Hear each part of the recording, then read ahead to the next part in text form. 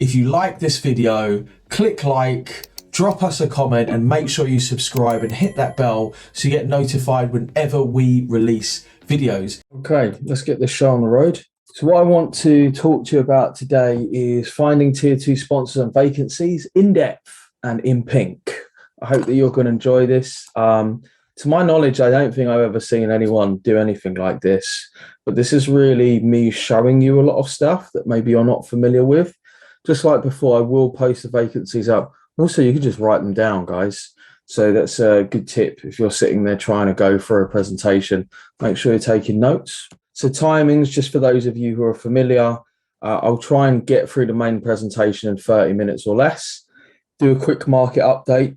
I want to do a Q&A to answer any questions you might have. I always feel like that's quite important. Get us finished by 6:55. So we're sort of good and out the door. We pretty much managed to do that last time. So this time should be a breeze. Who am I? Who is this guy? So my name's Mike. I'm the founder of Job in English. I've been coaching international students since 2015. Here's lots of impressive numbers. I think almost like over 300,000 people are see my content or engage with content every month across Google and YouTube, which is super cool. Basically, I've been doing this for a long time, and this is me sharing my experience with you.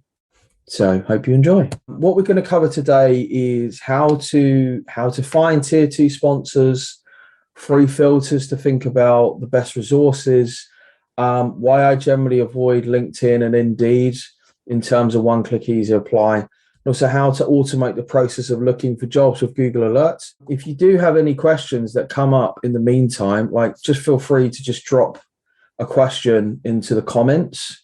I'm just going to burn through all the content. For those of you who were here last week, I'm going to go through stuff at pace, or I'll be here afterwards to answer stuff, right? So just some conditions, like some things to think about.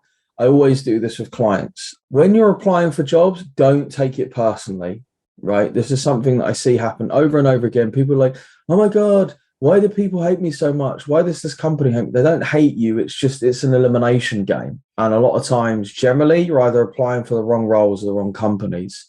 Try to stop looking for easy answers. So the process of finding a job is lengthy and will probably get longer. That's certainly what we've seen over the last year of COVID.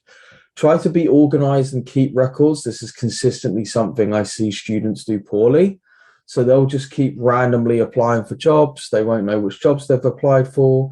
This is also really useful in terms of chasing stuff up if you haven't heard from them in a week. Don't be too wide or too narrow in your search. So sometimes I speak to people and they're like, oh, I just want a job, any job. And I'm like, well, that's not really very helpful. Or they'll be like, oh, I only want to do management consulting at these 4 firms. Also not helpful. Start with big companies and then work your way down. And always allow time each week for research. You always got to be what I call topping up pipeline. This is something that we do with our clients. So it's just 6 things to think about, really. This is the problem. So basically, the problem is vacancies, location, salary, plus companies. That's kind of like the sponsorship problem, really, just summed up or doodled out by me when I was sort of thinking about it. Finding relevant vacancies, finding companies that sponsor, finding a salary that's appropriate, and finding a location where A, you want to work, and B, is likely to sponsor you. For example, you're quite unlikely to get a sponsored job in Scotland unless you're going to work in banking in Glasgow in that sort of £2 billion quarter where Morgan Stanley are and a couple of others. Because the salary isn't high enough based on location. Big difference in living cost between London and Scotland. Not so much London and Edinburgh, to be fair. So let's talk about how to easily find tier 2 sponsors. And I kind of want to start off with this by sort of kind of showing you what there is, because I think that this is helpful. So first of all, you search for tier 2 sponsors, you download the CSV file, and you kind of feel like you want to jump out of a window. So I want to show you what this looks like because I think it's really helpful. This is what you'll see if you look up tier 2 sponsor, right? So you'll find this list, which looks like this. You used to be able to get it as a PDF, and now you can view it online, which is even more unhelpful because it's like 1,000 lines, I think. It's just complete garbage. So what you can do is download the CSV, which is not very helpful either. So you get something that basically looks like this. So here's one I made earlier, kids. So it looks like this. Of course, I've formatted it slightly. So when you first start off, this is kind of what you got: the name, the town and city, the county, type and rating, and the route. You'll notice that there are duplications. Why? Because generally for the type and rating. So if we just have a quick look, you'll see there's about 47,500 records. So the first thing that we do, just to kind of sift this list down, because I know roughly how many companies there should be, is we can sift by type and rating. So rating, we want worker, not temporary worker. Temporary worker is no good for you. So we ICE temporary worker. That leaves us with about 42,900 companies, which you can see down there under count. The next thing that we do is we will take out the route. So what I mean by that is the route by which you can be sponsored into a skilled worker visa. And you'll notice here, you'll have intra-company routes. That's from the company outside. That's for multinational companies. Say you're at Deloitte in India and you want to transfer to Deloitte in the UK, you would come via the intra-company route. You might think this is good, but it doesn't count towards settlement. It's actually a trap. So a lot of times people will come, they'll be here for whatever it is, 12, 18 months, then they'll have to go back for a cool-off period, and it's just a never-ending cycle of you're so close but not quite. Tier 2 Minister of Religion, sports person, or Tier 2 General, which is just some old stuff hanging about. So we take those 4 routes off, and then we're left with roughly about 32,000 odd companies. So that's what we're left with. Once we've done a little bit of sifting and sorting, it's still really difficult to use. So what I tend to say to students, which is good, you can just use sponsortier2.com. So this is our site. We made this. It's actually over a year old now, and you can just really easily search for companies. So number one, it's easy to search for, find Deloitte, and then you can just go to their website. It's really as simple as that. Plus you can subscribe. So we send out updates every Wednesday and Friday. Just click subscribe, stick your stuff in. We also record which companies have been removed and which companies have been recently added. That for me is the quickest and easiest way to find sponsors. There is also UK tier sponsors, which is one by Rohit, but it's not massively, this is up to date, but what's kind of missing is there isn't any way to subscribe. You can download stuff. I have tried to speak to him, but he's pretty much sort of doing his own thing, really. Nothing wrong with what he's doing. I think it's pretty cool, but you get the idea, right? So that's kind of what you will have or you will be faced with. And you might already have gone through that situation where you're like, oh, I need to find a sponsor. And then you do what I've just did and you think, well, this is a complete load of rubbish. So next, kind of what we want to do is we can make sense of this list. My experience is only about 5% of these companies or less have opportunities suitable for international students. Maybe 1,000 to 2,000 companies, we cover about 10% of them. Why? Because the companies are too small or too niche or just don't sponsor. The next question being, well, which companies sponsor and which don't, which takes us on to why we did sponsortier2.com, just because it's easy to understand and it's free and you get weekly emails and it's free. So we've got website links for most companies there as well. I don't think we could really make it any easier for you in terms of finding sponsors. You don't have to deal with that horrible CSV. What I want to talk to you now is 3 filters to finding a tier 2 sponsor. This is really interesting because, again, probably no one's ever explained this to you. This is kind of similar-ish to the video I did about this recently, but I just want to dig into it some more. And also you can feel free to ask me some questions. So this is the big problem. The big question that a lot of students have is just like, why won't this company sponsor me? What's the deal? What's wrong with my face? Why don't you like me? Why won't you sponsor me? And this can be baffling and also incredibly frustrating. So there are 3 levels of filters. And what I mean by filter is basically 3 kind of criteria that a company needs to pass before they can sponsor you to do a job. And irritatingly, probably 2 of those things you can't really find out. So there is a little bit of guessing work. The first level is, are they on the sponsor list? What we just looked at. The same for sponsor tier 2. The next is, do they have enough certificates of sponsorship? And finally, just the job meet the minimum salary to get sponsored. What this does really help with is it helps to get rid of a lot of crap. I find students are applying for lots of jobs they would never have been suitable for anyway, and we're never going to sponsor them. So we want to make that process as easy as possible, what is already a frustrating process. So this is the problem. We want to save time. We just want to stop wasting time and concentrate on companies that will sponsor. So what is a sponsor? Just to clarify terms, this is a company who's applied for a sponsorship license from the UK Home Office. The Home Office will then say you can sponsor skilled workers or temporary workers, in some cases both. Temporary workers are generally those who will be working for 12 months or less. It's a little bit of a grey area. We are suffering a number of skill shortages at the minute, most notably HGV drivers, heavy goods vehicle drivers, because of our bright move to leave the European Union. But we're really concentrating on skilled workers who are going to give you that 3-year tier 2 or skilled worker visa. So just thinking about filter 1, are they on the list? There are 4 million companies in the UK and 500,000 new companies registered each year. The UK is a country that is full of small and medium-sized enterprises, many of them with 10 staff or less.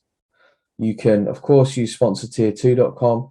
If a company has less than 10 staff, are they likely to hire an international student? Possibly. I mean, I've done so when I've had 10 staff or less, but unlikely because of the cost that's involved and the time that it takes and the complexity of getting a lawyer, for example, getting a sponsorship license. And it's probably going to cost an additional £1,500 to £2,000 to employ an international student. Now that's changing with the graduate route, but we're kind of navigating through that situation at the minute. Filter 2 is a little bit trickier. This would be kind of slightly better visually represented. So a company may be on the list, but have no certificates of sponsorship. What I mean by this is a certificate of sponsorship is basically a ticket that they give to you that has a unique number that you can then apply for a work visa.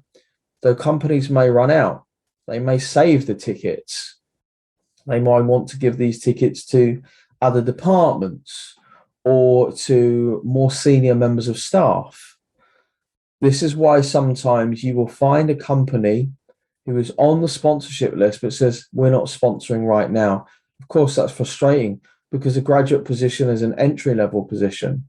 So for some companies, they might see that as they're not too fussed about a graduate. They're more fussed about a manager or a senior manager or a C-level executive, for example. Very good question. Someone asked me and said, oh, how can we find out how many costs they have? You can't, because it's private. It's private information that only the company and the Home Office know. A little bit frustrating, right? So just some tips with this. Personally, start with large companies. You want companies who've got 3,000 certificates of sponsorship, not 3 or 30. Small and medium-sized companies can be pretty hit and miss, and always make sure you read the job description. So generally, we'll look at this a little bit later. Most job descriptions at the bottom will have a little bit that says only willing to take British people, or you need to be able to eligible to work in the UK. The last filter is really more about salary rather than the company itself. So generally, if you're under 26 or studying or recent graduate, then your minimum salary needs to be £20,480 a year. Each job corresponds to one of 225 standard occupational classifier codes. I realize as I'm saying that this is super confusing. So I'm going to show you SOC code skilled worker. So it looks like this. So there are 225 of these. And you'll notice here, my bad, you'll notice here that they will have going rate, 90% of going rate, skilled worker option B, skilled worker option. I'm not going to explain all of this because basically I don't think it's particularly useful. I think a lot of people kind of read into this a bit too much for my liking. Really, we want to know about the going rate. So if you're going to get sponsored to be a chief executive, you need to get paid £67,300. That's a good assumption to make. And that goes on for all these roles. Like a bricklayer needs to be paid at least £23,000 and so on and so forth. So what we're looking really here is just check the salary for your code, check the job description. Bigger companies can afford the salary, and also avoid a position that pays low entry salaries. The arts are famous for this. Marketing, sales, non-technical design roles. They're going to be paying salaries well below £20,000 a year. And that's something that you really want to avoid, because even if they can sponsor, they won't be able to pay you enough as far as the Home Office is concerned. Something that is slightly depressing, but is worth saying, that it could still not work. There could be a weird reason why you don't get sponsored, just because a lot of information is not public, because it's proprietary information between the Home Office and the company. And honestly, very often it is hit and hope. There's a method to why we only target a certain number of companies, because we know consistently that they will sponsor. That is the sort of main driving force behind that. Believe me, there's nothing more frustrating than working with a client who's got a job, who's got a great job at a company, and only for them to turn around and go, "Oh, we can't sponsor you." It is something you learn from quickly. So just some tips. Start with the companies we know that works. You can find that from the links that we'll be putting up. I think we already provide names to and links for like 80 different companies. Be methodical, be persistent, be early. A lot of banks are opening up next week. You want to be there and raring to go. You don't want to be the one who says, "Oh, I'll wait until October for the deadline," and then completely misses out on the opportunity. Next up, I want to talk to you about finding tier 2 vacancies, and just show you a couple of my favorite websites that I really like and I really rate. There's a couple on there: Student Circus, UK Hired, Target Jobs, Google Alerts, Bright Network, LinkedIn, and Indeed. And I want to show this to you. So this is UK Hired. You might be familiar with it already. If you're not, so it's founded by a woman called Anastasia. I've interviewed her twice on the channel. They've got lots of cool stuff on here. So like they've got like a jobs points calculator to figure out if this job is eligible to find out if this job is eligible to get sponsored. They've got all these open jobs that you can search for, which have already been checked. So you could just come here, scroll down and say, go IT and software. And it will say, look, there's 38 jobs here that can offer visa sponsorship. I just think this is brilliant. There's nothing like it. Another company, which a lot of you will be familiar with, is Student Circus. Unfortunately, you can only kind of go off the first page. So this is one you kind of want to come back to. So you can see graduate audits open for spring, BlackRock, a recent Bailey Gifford, Bloomberg. I've got someone interviewing for Bloomberg at the minute, actually. So I know about those. And also you can have, for example, this is pretty cool, like internships with startups. So this is like Grays, Koru Kids. This is really cool. So there's some cool internships out there that you can go and grab hold of. So this is really nice. I love Bright Network. Most of you already know them due to the really phenomenal work that they've done in offering people virtual internships. But also, this is a great place to come and search for recent jobs, most relevant jobs. Deloitte just opened up their consultant graduate program. And then the only thing that you've got to do here is just make sure you grab the name. So you'd say, Evercore have opened up their analyst program. So you just go, oh, do Evercore sponsor? Let's have a look. Yes, they do. Great. You know, you can double check it if you like, just to see. Yeah, this is Evercore. This is this leading global independent investment bank. Target Jobs is also cool. They offer a little tick down here that says accepts those requiring work permits. It's a little bit hit and miss with target jobs. Like at the minute, all they've got there is BlackRock. There's not really anything else. So I do find that to be a little bit hit and miss. You can use LinkedIn to find jobs.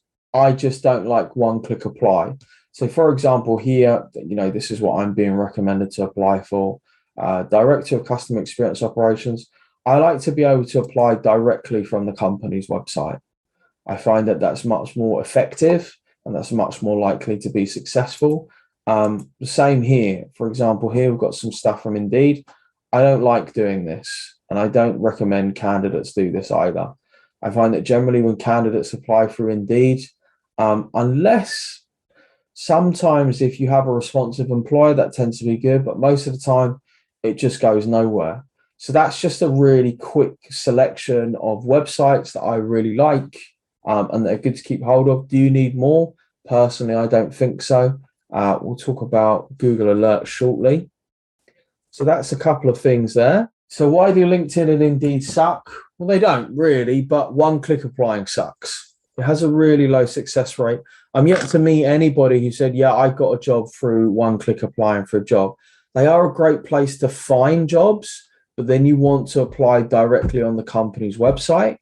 Always remember, I've said this so many times, easy for you, easy for everyone else, easy for everyone else, hard for you. Internet dating is a really good example of this. The amount of male and female friends that I've heard of, and they say that internet dating drives them absolutely mental because they either get too many responses or not enough responses, because if it's easy for you and it's easy for everyone else, actually a very small percentage of people win and most people lose. Just get super frustrated. Yeah. Using Google Alerts.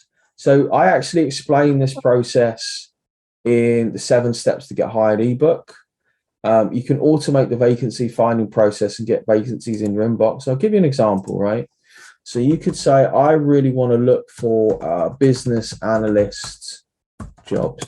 So you'll get something, a couple of things, and then you'll get this, which will come up like, this will be Google's crawler itself. So you just click on there, click jobs. You can either click here, new job alerts, or just alerts. And then you can just go, yeah, sure. Instantly, daily, weekly, whatever it may be. And then you're constantly going to be getting sent new vacancies. Now, of course, they won't differentiate for sponsorship. So you're still going to have to do your homework and look for some stuff. But this is really cool, like really, really useful. I tend to concentrate on jobs posted in the last 3 days. So you can see like business analysts, interesting stuff. But you want to find a way where you can automate the process rather than constantly running around and trying to find vacancies.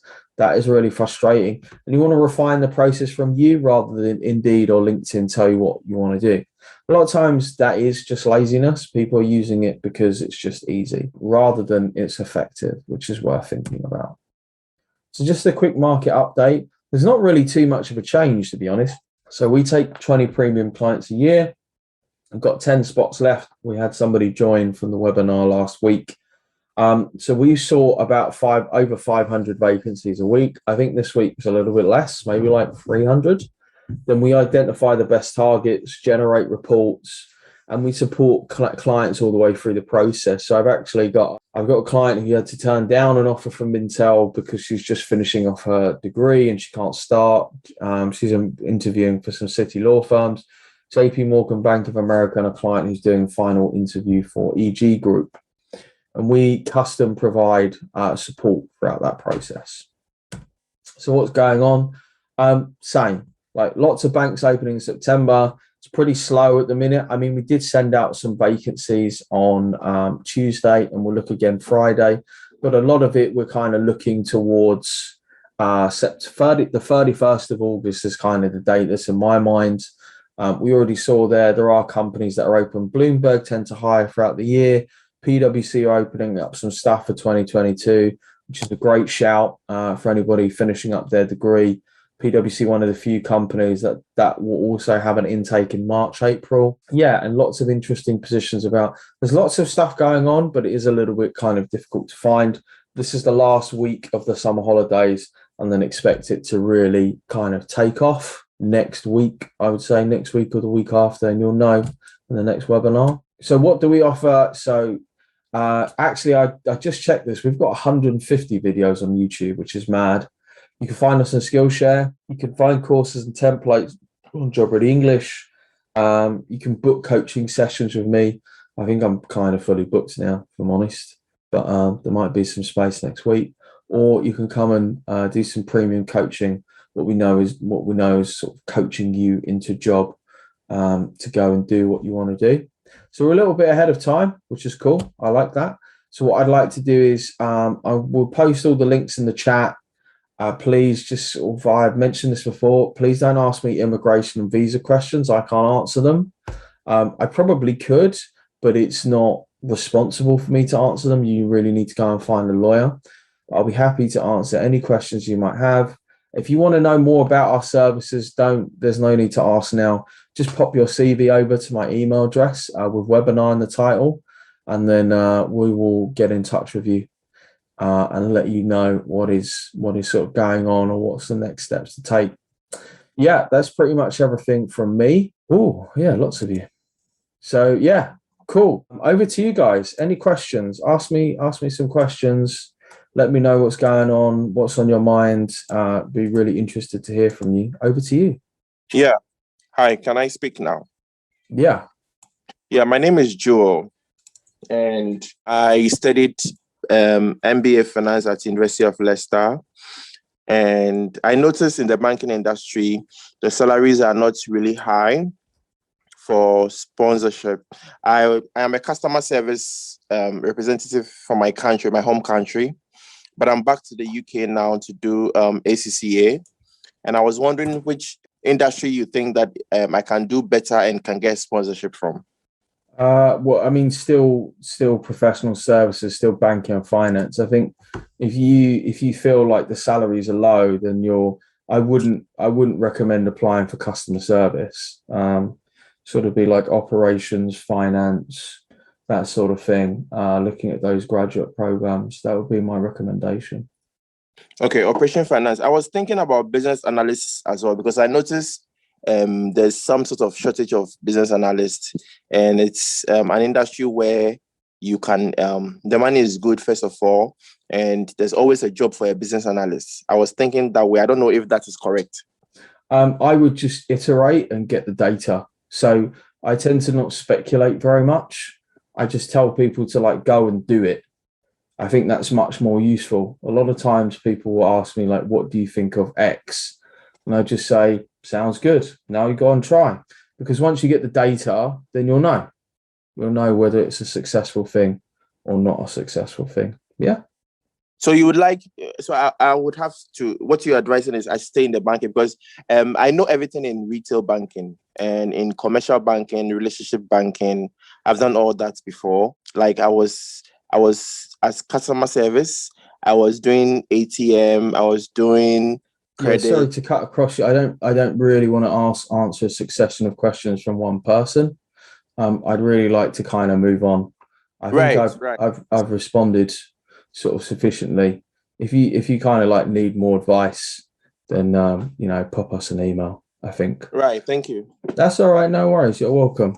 Right, there is a couple of chaps sent for a message. I see. Hi, Rajesh. Hi, Mike. I have 15 years of experience in IT. I struggle to find the company sponsorship. What is the best way to get selected? I can't really answer that question. It's ruthlessly vague. I think if you're, hello.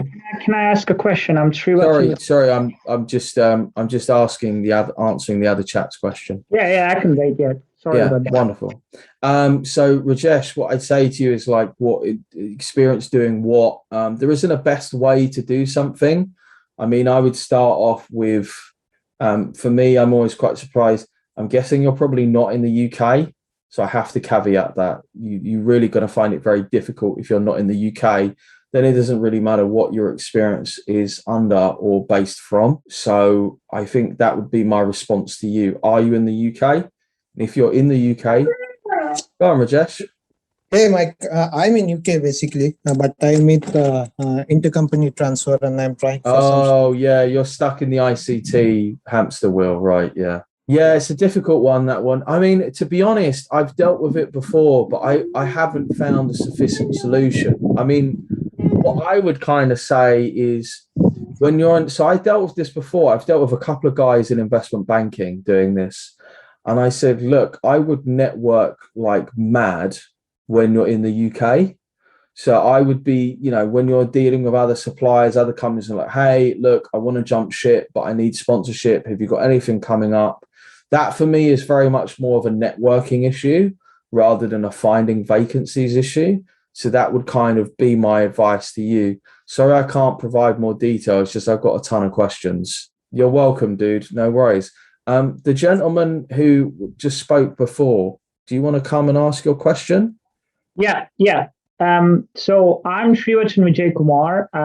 Supposed to complete my degree in January of next year. I just wanted to know the right timeline to apply for a job, because we've got this 4-month or 3-month rule, right? Before graduating, when you can actually start applying for a job. So yeah, I mean, it kind of comes in October for me. So just wanted to know if it's all right if I apply in September, or I'm obligated to apply only from October. No, I mean, you want to start as soon as physically possible, really. Yeah. I mean, when someone turns around and says, oh, like I've got to do this or that or the other, I just think, look, if you want to like start now, it's like when someone says, when's the best time to give up smoking? It's like now. Like, I mean, it's not easy, but and then it's just about time management, making a plan, sifting out, and also being time sensitive as well, because that's when the opportunities are available. That's my kind of sort of thinking about that, because there is no right time. The best time is just now or don't do it. Yeah. No, I completely get that, but I just wanted to confirm, because I read somewhere that you are legally allowed to apply for a job only 3 months before you're going to graduate. I just wanted to. Oh, okay. Yeah, you're talking about the company applying for your visa. Yeah. Oh, okay. Yeah. So that's not relevant for you. I mean, but you wanna get going like ASAP. Jump off a call. No, I'm only joking. Anyway, cool, man. Cool. No, you're welcome, dude. Right, let us move on. Got 3 questions here. As per the new visa rule, do experienced professionals also liable to take tests? I don't know what that means. Language tests, I don't know, because I don't answer visa questions. Thank you. Lena, how could you explain a bit more about premium coaching, like fees? Lena, just send me an email. That's the best thing, because I just want to make as much time as possible to answer people's questions. So I'll just put a little thing here, and you can send that through. More questions, please. The right time to start applying for a bank job now. So I get this question a lot. People are like, when's the right time to start doing something? Now. Really, I haven't really got because there isn't there is no right time. It's just you want to start iterating and getting data and sort of finding out what's going on. Yeah. How hard is it to get into management consulting? I don't know. I mean, how hard is it to climb up Everest? Personally, I don't deal with sort of MBB a lot, because I find it just to be really narrow. I think it's much easier to kind of approach general consulting, going to professional services. I find management consulting, if you don't have an MBA or 2 to 3 years work experience, particularly in the climate that we're in now, it's going to be super difficult, even more difficult than was before. I've had dealings with it, but I've not had much luck. But there are companies out there who literally have built their entire business around getting people into management consulting companies, and that wasn't my story. I don't think it's something I concentrate on very much. Next question. Anybody else? Don't be shy. All right. No more questions. Sweet. Do me a quick favor. If today has been useful and you want me to do more webinars, can you just put yes in the chat, just so I can kind of get a quick gauge? So if this has been helpful, just put a quick yes in the chat. Oh, okay. All right, nice. Yeah. No, I can't really answer. If I'm honest, dude, I can't really answer your question. I mean, because I can't, it's not something that I can just kind of look at someone and go, I feel like you should be an archer. I think it just sounds like you need to adjust and go for roles that are paying a bit more money. I think that's my kind of advice to you, really, and not be sort of concentrating customer service. Right. I think that's all the questions. I think we're done. That was cool. Is it going to be useful next week to talk about CV and expectations? Unless anybody has a different thing that they'd like me to speak about. Yes, please. All right. Your wish is my command. All right. Awesome, guys. This should probably go up tomorrow. CV would be helpful. Booyakasha. Nice one. I will see you guys next week. Thank you. Bye.